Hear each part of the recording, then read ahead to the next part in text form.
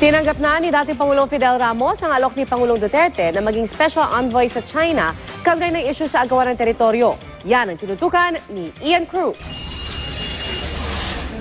Sir, ba't yung pagiging special envoy? Sabi ko, kaya ko.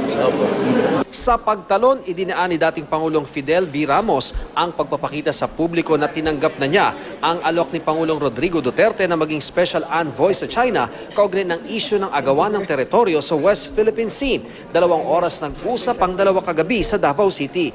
Tumangging magbigay ng detalye si Ramos kaugnay sa magiging papel niya sa pakikipag-usap sa China matapos manalo ang Pilipinas sa kasong isinampa nito sa Permanent Court of Arbitration. Do not jump the gun. Hindi ba nung araw pa sinabi ko na there should be a National Security Council first so that the Philippine position can be defined by the group of Philippine leaders led by the President himself. Nasa pulong din si Presidential Advisor on the Peace Process Secretary Jess Dureza.